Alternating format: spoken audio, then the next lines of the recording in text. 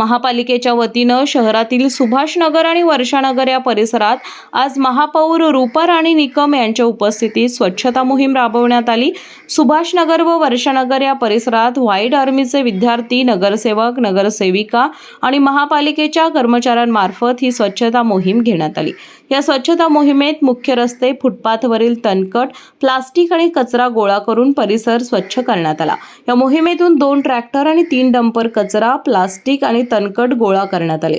या मोहिमेत महिला आणि बाल कल्याण समिती सभापती कौसर बागवान, नगरसेवक अभिजित मोकाशी, नगरसेविका अरुणा गवळी, मुख्य आरोग्य निरीक्षक जयवंत पवार, आरोग्य निरीक्षक अनिकेत सूर्यवंशी, व्हाईट आर्मीचे 25 विद्यार्थी, महापालिकेच्या आरोग्य विभागाचे 50 कर्मचारी आणि नागरिकांनी सहभाग घेतला।